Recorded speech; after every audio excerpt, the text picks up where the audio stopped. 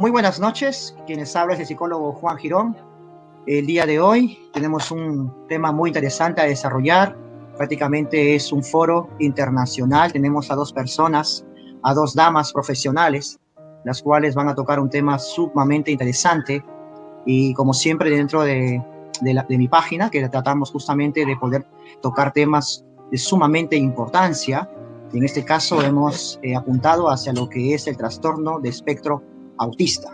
El día de hoy tenemos aquí a dos personas de diferente nacionalidad. Tenemos a una profesional argentina y una profesional ecuatoriana, ¿no? Ambas personas, contactos a través de un compañero en común, el psicólogo Ronald Ñauri, el cual muchos ya conocen, que me acompaña a desarrollar cada semana temas que son de interés tanto para el público en general como también para profesionales, ¿no? Y también para aquellos que quieren desarrollar quizás un tema de manera más profunda. Tenemos a Romina del Río. Romina, por favor, tu mano arriba. Romina, licenciada en psicopedagogía, especialista en autismo, experta en niños con TEA, docente universitaria, diplomada en autismo, edutuber, posgrado en neuropsicología y profesora titular en programas de inclusión escolar, ¿no? Por otro lado tenemos a nuestra compañera y amiga Angélica Gómez, ¿verdad? Ella es psicóloga infantil y psicorehabilitadora, formación en neuropsicología infantil, máster en neuropsicología y educación, diplomado en discapacidad sensorial, física, intelectual y de enfermedad mental, evaluación e intervención en trastornos de neurodesarrollo. La palabra clave aquí va a ser neurodesarrollo. Va a ser justamente una de las palabras que más vamos a repetir en toda esta entrevista. Yo como psicólogo tengo cierta especialidad en trabajar en lo que es tema de conducta, pero las ramas de la psicología son diferentes y cuando alguien se especializa realmente, los profesionales que tenemos otras áreas también queremos aprender de ellas, como ellas también quieren aprender de nosotros. Así que el día de hoy vamos a tratar de hablar un lenguaje muy sencillo para que las personas nos puedan entender, ya que el tema el día de hoy son signos de alerta en TEA, es decir, en trastorno del espectro autista. Para comenzar, queremos que cada una de ellas haga una autopresentación en respecto a su experiencia, ¿verdad? Y cómo es que realmente escogieron poder trabajar en esta área, ya que los profesionales en su mayoría tratan de que su trabajo sea lo más fácil posible, ¿verdad? Sin embargo, sabemos que quien trabaja con personas que tienen la condición de TEA, ¿verdad? Demanda mucha paciencia y como dijo Romina anteriormente en alguna entrevista, es un traje para cada uno diferente, ¿verdad? Para poder trabajar en lo que es evaluación, lo que es tratamiento, lo que es intervención. Romina, muy buenas noches. Hola Juan, bueno, gracias. Angélica, un placer compartir con vos esta charla. Nada, en realidad, como decías vos, lo que uno hace es un traje a medida. Yo me dedico a trabajar hace más de 15 años con niños y niñas dentro del espectro y actualmente trabajo en lo que es clínica psicopedagógica con equipos transdisciplinarios, coordino equipos en Argentina y en algunas provincias dentro de Argentina. También trabajo con chicos en Perú y en otras partes. También la tecnología nos da la posibilidad de poder estar asesorando familias en otros puntos.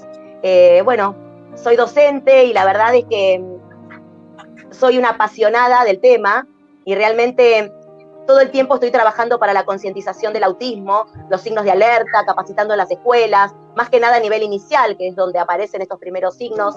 Y como decías hace un rato, se hace realmente un traje a medida. Para eso es necesario conocer, saber, especializarse, para poder brindar al paciente la mejor calidad de vida y poder lograr sacar su mayor potencial. Muy bien, muchas gracias, Romina. Conociéndote para mí has hablado un poco, ¿verdad? Porque hay mucho que hablar, hay mucho que hablar realmente. Y yo dije, Romina, autopresentación y sabemos que esto realmente no sabemos a qué hora va a terminar, pero lo que sí sabemos es que vamos a aprender cosas interesantes. Angélica, buenas noches. Buenas noches con todos, bueno, mucho gusto, es para mí un honor compartir con ustedes, tanto con Juan, con Romina y con todas las personas que nos están escuchando y mirando. Bueno, para mí la discapacidad llegó para tocar mi corazón y para quedarse en él. Yo, bueno, cuando realizaba mis prácticas preprofesionales, yo buscaba muchos temas, ¿no? Y jamás me imaginé que en el lugar en el que me quedaría sería con la discapacidad.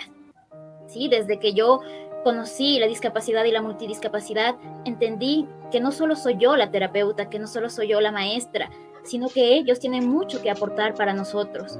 La sinceridad que ellos tienen, las fortalezas que todos tenemos, independientemente de una condición o de un diagnóstico, es algo que se quiere visibilizar y no esconder.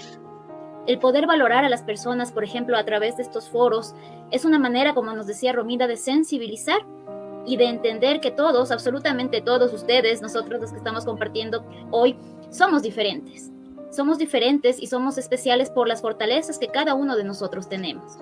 Soy psicóloga infantil y psicorehabilitadora de profesión, pero como comparto las palabras de Romina, me apasioné por el tema de la discapacidad, sea cual sea su tipología, y ese precisamente es el motivo de mi existir, el motivo de mi labor, por el cual me despierto cada día en búsqueda de dar valía a la calidad de vida de las personas con discapacidad, y no solamente de ellas, sino también de sus familias, de ese entender por parte de la sociedad, de cómo debemos aceptarlos e incluirlos, de cómo debemos amarlos por el mismo hecho de ser seres humanos todos. Entonces, para mí, es un gusto estar con ustedes aquí, compartir. Estoy segura que las personas que nos escuchan y miran tienen también sus aprendizajes, sus concepciones, y el día de hoy estaremos para ello, para aprender juntos. Qué mejor con profesionales tan altamente calificados como ustedes, así como nuestros amigos y amigas que nos escuchan. Muchas gracias. Muy bien, muchas gracias, Angélica. Son el día de hoy dos profesionales, los cuales hemos estado conversando el día de ayer también, y ya yo que tenía ganas de grabar ya de una vez para subir el video, ¿verdad? Porque cuando se habla cuando se habla justamente acerca de estos temas, parece que lo que se habla en el momento es como decir, espérate, no lo digas, dilo mañana. Dilo mañana, porque justamente esto podemos olvidarlo, y como yo ya pude satisfacer, ¿no?, mi pregunta respecto al tema, como que no te lo voy a preguntar el día de mañana, ¿verdad? Entonces, vamos a comenzar justamente con el TEA, ¿no? Yo traté justamente de colocar aquí justamente la palabra TEA, que son prácticamente las siglas, ¿no?, que resumen respecto a esta condición que la padecen muchos niños. No sé exactamente cuál es el porcentaje a nivel mundial. Si los tienen ustedes, por favor, nos lo van a hacer alcanzar, tal vez de sus países, tal vez a nivel mundial. Hay más niños, hay más adultos actualmente, pero que esta condición que viene realmente apareciendo en muchos niños, y que las causas son realmente muchas veces teorías, ¿verdad?, por así decirlo, tratamos realmente de poder comprender. Dinos, Romina, desde tu punto, ¿verdad?, de estudio, ¿nos puedes definir, por favor, qué es TEA, ¿verdad? Y por qué lleva justamente una palabra que para muchos, la palabra espectro, podría considerarse, ¿no?, dentro del ambiente como una palabra un poco extraña, pero que tenemos que conocerlo realmente a profundidad. Bien, la sigla TEA, así lo dice, trastorno del espectro autista, también la podemos encontrar como SEA, condición del espectro autista, y a mí me gusta hablar más de condición, pero entiendo que cuando digo trastorno del espectro autista, la mayoría de la gente rápidamente entiende de lo que estoy hablando, ¿sí? Espectro, ¿por qué? Porque justamente yo lo pienso al espectro siempre como un abanico enorme, con una gama de colores, en el cual un niño o una niña dentro del espectro puede estar ubicado en un polo, quizás, como hablamos, grado 1, con dificultades más leves, o quizás en el otro polo, grado 3, con dificultades más complejas, ¿sí? Pero para esto no es solamente tener en cuenta, bueno, está en un grado o está en el otro, sino que lo que hay que tener en cuenta son todas las áreas del desarrollo, porque el TEA involucra, ¿sí?, las áreas de la comunicación, la de las habilidades sociales, de los intereses restringidos, pero a su vez también involucra a nivel cognitivo, a nivel psicológico, a nivel motriz. Entonces lo que uno hace es, bueno, tener en cuenta todas las áreas pertinentes del desarrollo, y a partir de ahí diagramar este esquema, bueno, a ver dónde está puesta la fortaleza, dónde está puesta la debilidad, y a partir de ahí uno va diseñando, ¿no?, este abordaje de tratamiento, de intervención, para lograr que esas áreas que están con mayor déficit puedan de a poco, y en función de las posibilidades del niño, ir avanzando e ir, de alguna manera, sumándose a la línea dentro de lo esperado. Esto es la definición teórica, pero ahora yo te voy a decir qué es TEA para mí, ¿no? Que lejos está quizás de esta definición tan teórica, que de alguna manera aleja, que es necesaria, pero cuando uno entra al mundo del autismo, al mundo del trastorno del espectro autista, realmente descubre, ¿sí?, primero que nos enseña a ser mejores personas, porque empezamos a valorar nuestras propias fortalezas y nuestras propias debilidades. Una de las debilidades es no poder entender cómo llegar a esos chicos. Y cuando uno empieza a diagramar y a trazar caminos y se da cuenta que tal vez este camino no me funcionó, pero el otro sí, y tal vez este que me funcionó para este chico no me funcionó para el otro, pero tengo que trazar otro camino. Y cuando llegamos, el lema que siempre digo es que entran directo al corazón y realmente uno descubre otras posibilidades de intervenir, otras posibilidades de amar, otras posibilidades de ser. Entonces siempre yo invito a la gente que no tenga miedo, que deje de lado, ¿sí? O que lo deje ahí en un cajoncito todo la definición de TEA, para entender que son seres humanos igual que cualquiera, ¿sí? Con una neurodiversidad que hay que aprender a entender, y cuando uno empieza a entenderlo, es un antes y un después en la vida de uno, realmente. Así que bueno, esta sería mi definición de TEA. Ok, y eso que te quedaste corta. Porque sí, realmente, ¿no? Y lo que, no sé, yo traté de buscar una figura, una imagen que pueda por lo menos simbolizar lo que es, ¿no? El TEA en cuanto a la parte de espectro, ¿no? No, aquí ven una imagen, aquí ven una imagen, ¿cierto? Justamente de una diversidad, ¿no? De una diversidad realmente, que un paciente no se parece a otro, que un niño no se parece a otro, ¿correcto? Que una condición no se parece a otro, que comparten muchas cosas en común, ¿cierto? Que comparten muchos signos, ¿verdad? De alerta, ¿no? Muchos de ellos cuando uno comienza a ver dentro de su desarrollo, ¿correcto? Pero que realmente es un reto que podría frustrar a cualquier profesional cuando ya tiene su esquematizado cómo voy a intervenir. Con este le aplico el mismo, pero prácticamente cuando se trabaja con niños como los que mencionan, tienen prácticamente otro tipo, ¿no? De abordaje diferente para cada uno, ¿no? Mis respetos ahí. Angélica, tu experiencia y en relación a tu definición por ese punto, ¿no? De esas siglas TEA. Bueno, yo me voy a ir un poquito más al enfoque neuropsicológico clínico, aunque claro, comparto mucho ya en el diario vivir, en la parte empírica con Romina, pero para que podamos entenderlo todos, vamos a mirar esta parte neuropsicológica, precisamente haciendo un énfasis en la neurodiversidad que nos comentaba Romina.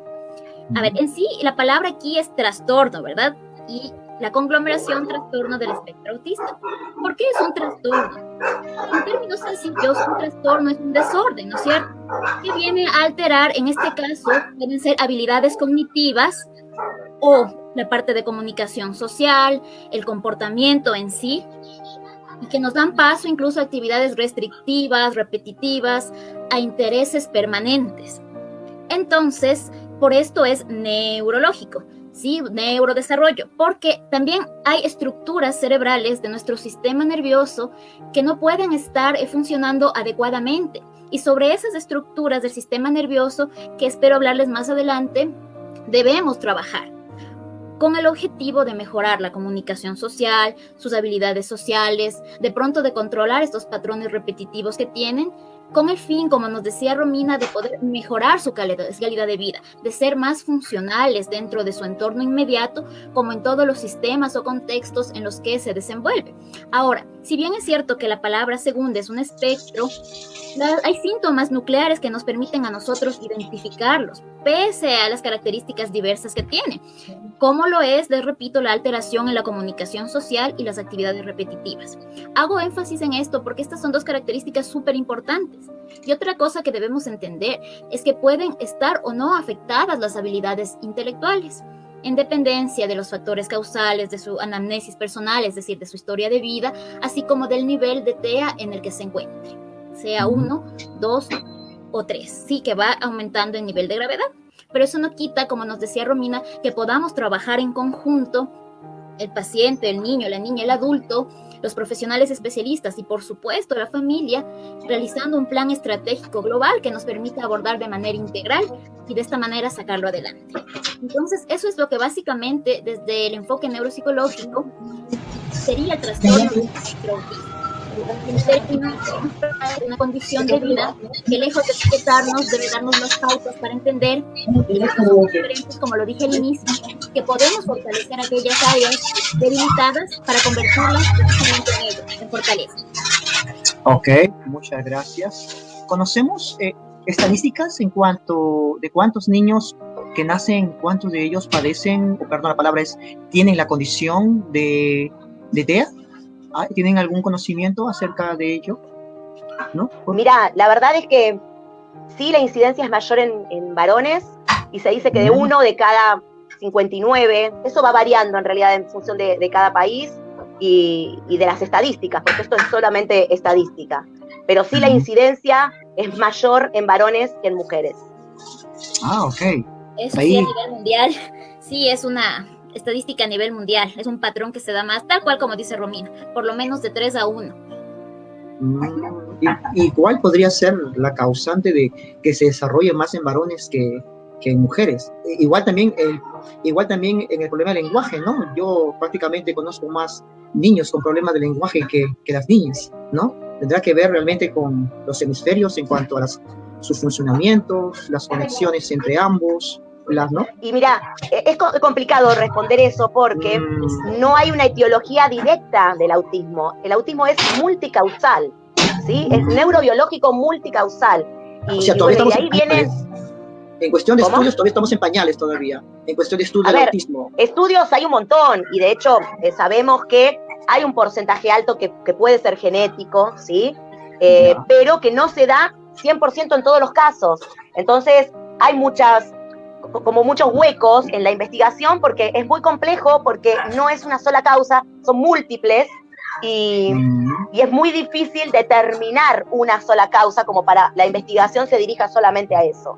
Entonces, bueno, nada, hay mucho por hacer en investigación, muchísimo, y mucho por hacer hoy en día con aquellos niños que están dentro del espectro.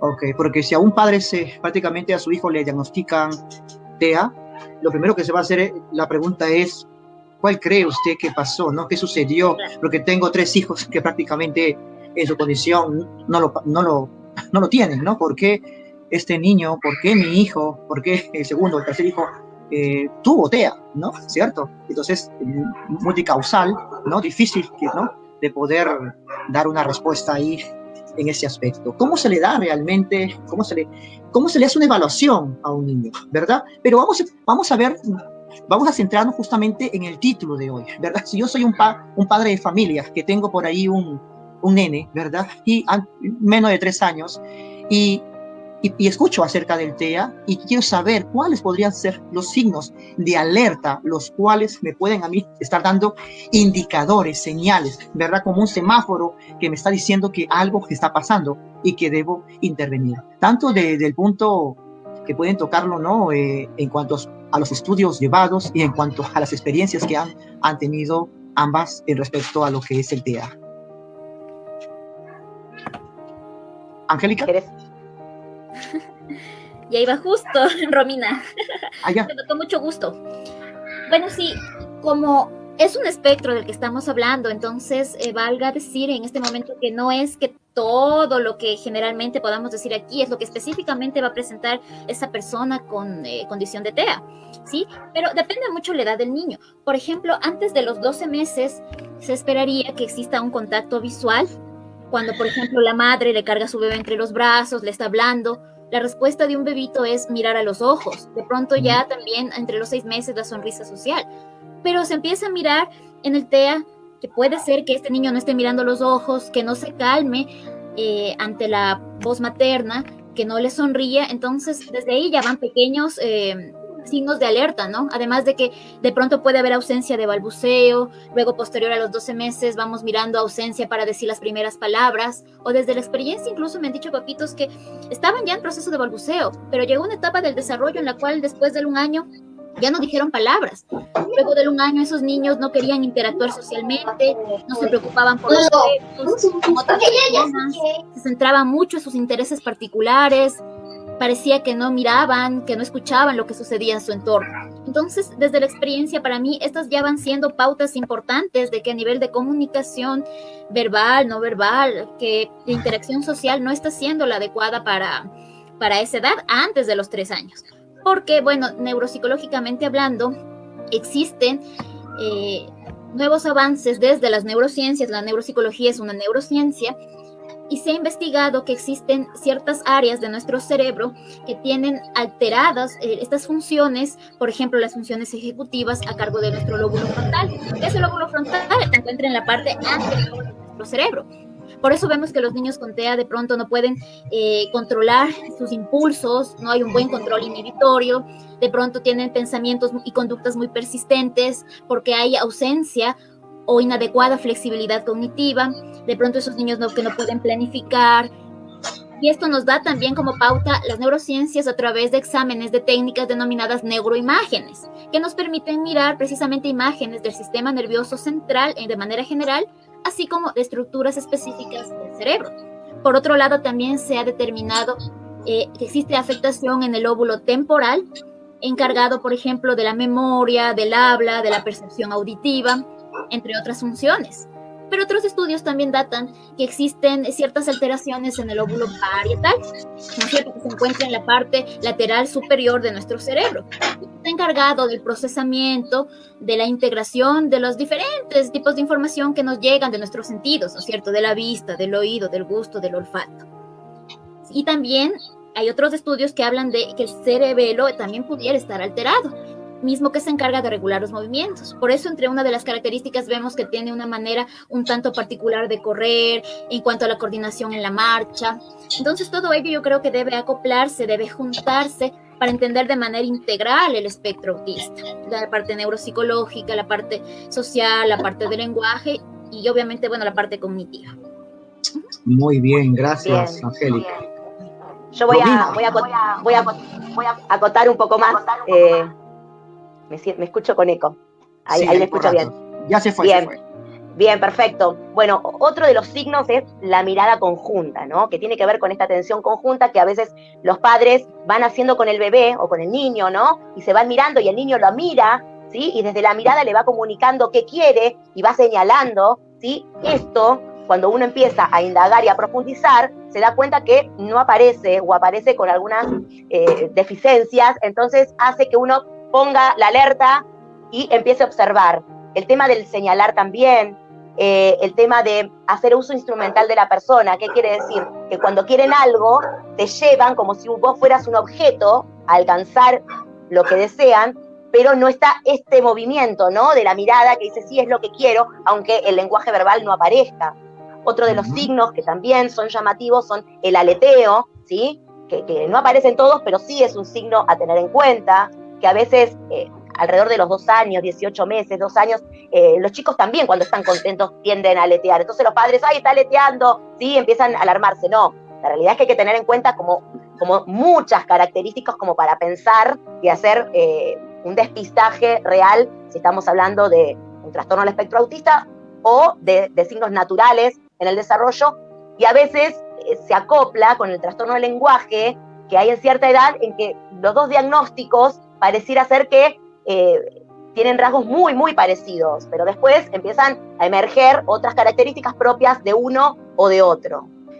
Bueno, estos signos yo los trabajo mucho en el nivel inicial, porque los chicos cuando empiezan en el jardín de infantes, a veces los padres no tienen tanta experiencia de tener algún hermanito o un primito para comparar, y a veces son los docentes los que empiezan a observar estos primeros signos de alerta, ¿sí?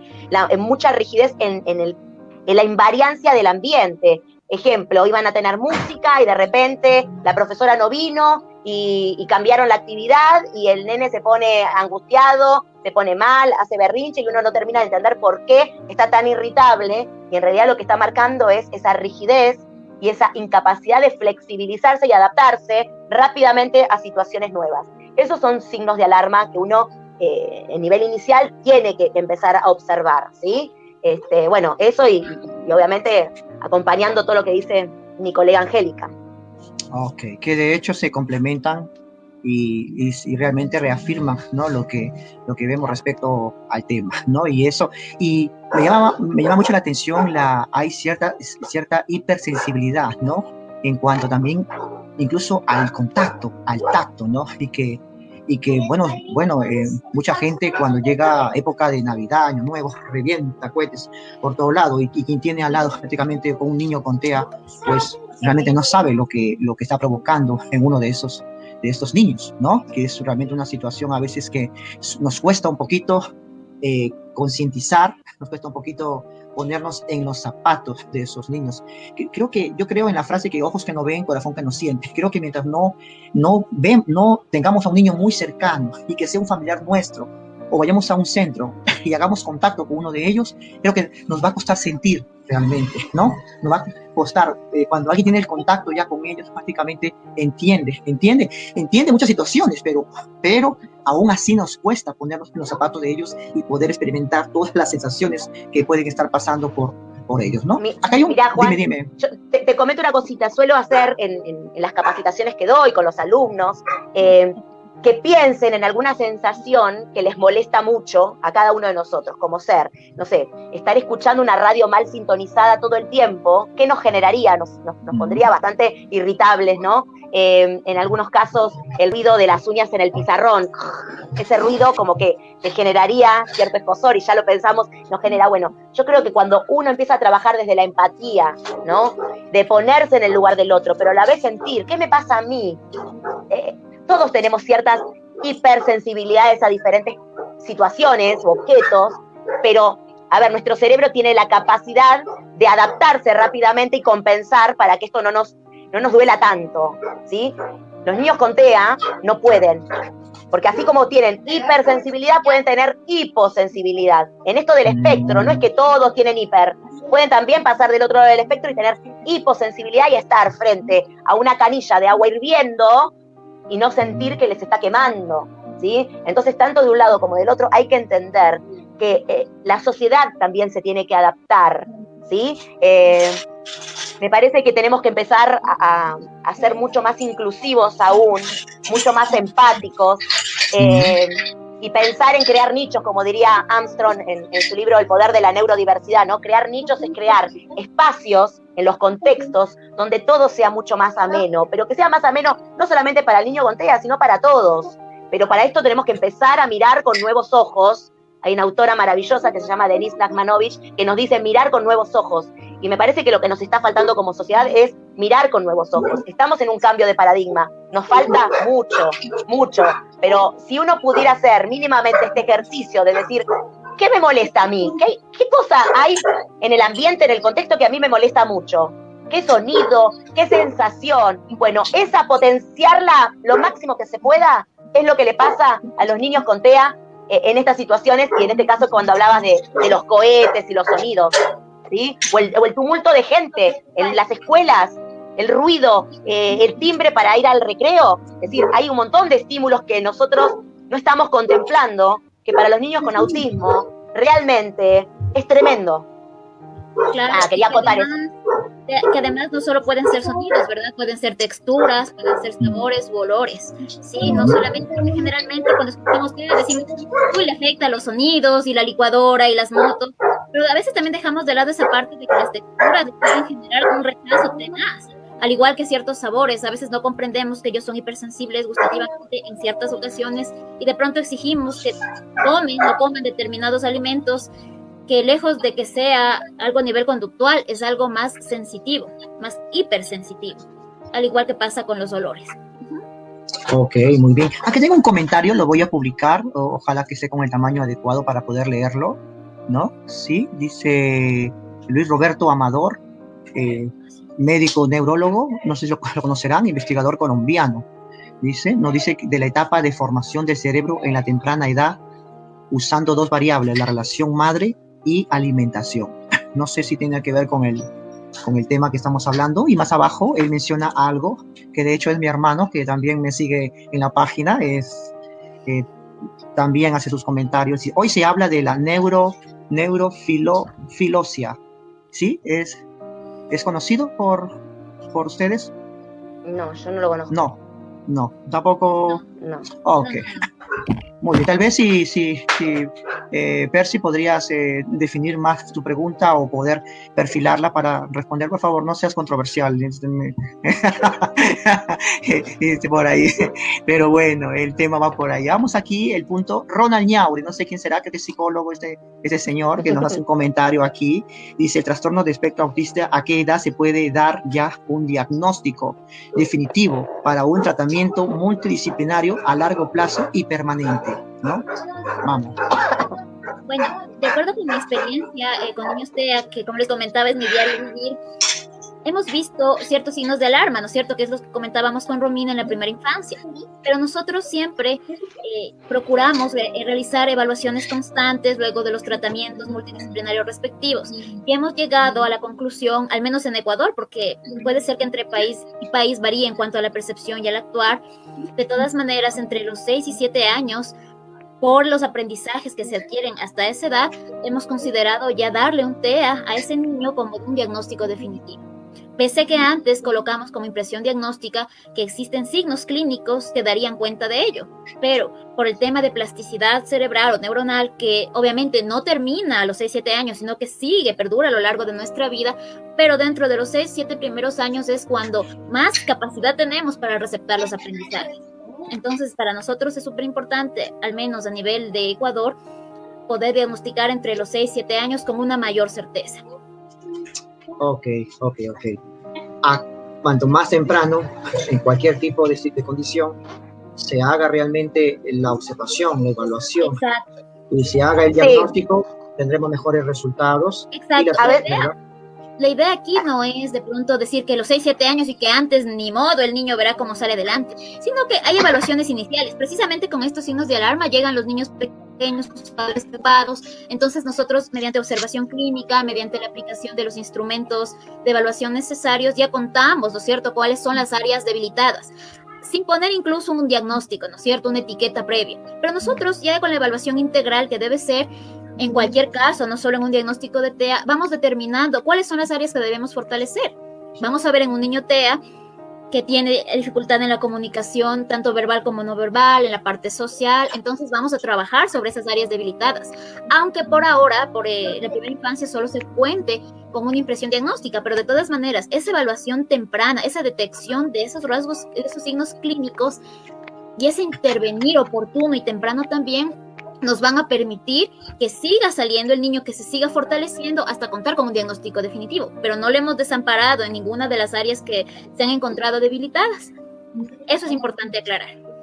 Okay. Perdón, Romina, puede continuar. No, quería complementar eso perfectamente, que cuando son tan chiquitos el diagnóstico decimos que se escribe con lápiz, ¿no? Lo escribimos y queda ahí, y la realidad es que en Argentina pasa que cuando son chiquititos y ya hay signos de alerta, y ya uno observa, ¿no?, ciertas características que podríamos hablar de trastorno del espectro autista, se necesita llegar a un diagnóstico. ¿Por qué? Porque los tratamientos acá en Argentina los cubre, ¿sí?, el Estado, ¿sí?, la Superintendencia de Salud, y para eso necesitan tramitar un certificado único de discapacidad. Para tramitar el certificado único de discapacidad tienen que tener un diagnóstico previo, ¿sí?, para que puedan acceder a todos los tratamientos de manera gratuita, si es que tienen obra social que pueda avalar esto. Entonces, a veces nos encontramos con niños pequeños de menos de 2 años con un diagnóstico, con un certificado de discapacidad de autismo.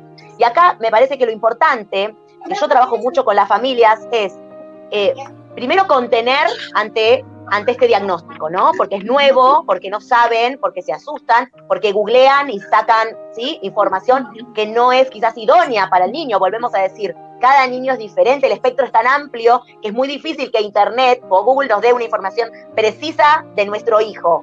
Entonces ahí tenemos que intervenir los profesionales directamente, primero a contener, segundo a brindar información necesaria que esta familia tiene que tener, ¿sí? Y por otro lado, explicar que a veces esto del diagnóstico se escribe con lápiz, porque a veces tenemos que escribirlo con lapicera, que no se borre, para poder tramitar el certificado. Pero que el diagnóstico, lejos de ser el techo donde va a llegar el niño como la meta, es el piso donde nosotros nos paramos y empezamos a trabajar, y a partir de ahí empezamos a fortalecerlo. Parece una pavada, pero la concepción es diferente, ¿no? Y me encuentro constantemente, a veces en las escuelas, yo trabajo mucho dentro de las escuelas, ¿no?, que a veces saben el diagnóstico, entonces no le exigen porque tiene TEA. Entonces ahí ese discurso nos está mostrando que el diagnóstico es un techo. Entonces, yo lo que trabajo mucho con los papás es, sí, es necesario uno saber el nombre, porque de alguna manera tranquiliza. Pero yo siempre les digo, guardalo en un cajón. No importa, que se llama TEA, pero se podría llamar de otra manera. Alguien le puso TEA, ¿no?, esta sigla. Se puede llamar como sea, pero en realidad se llama el nombre de cada uno. Sí, se llama Pablo, se llama Felicitas, se llama Franco, se llama, el niño mismo es el nombre, no es TEA.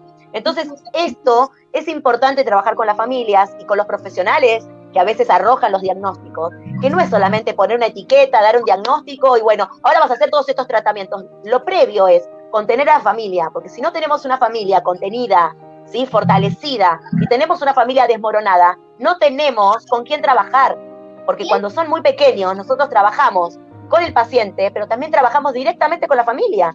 La familia tiene que aprender a manejarlo, tiene que aprender a transitar estas dificultades conductuales, porque el autismo, así como estábamos haciendo la definición, es un síndrome también conductual. Los signos que recién hablábamos son conductuales, porque no hay un estudio solamente que sacan sangre o neurológico que nos diga que tiene TEA, porque el resto son observaciones clínicas.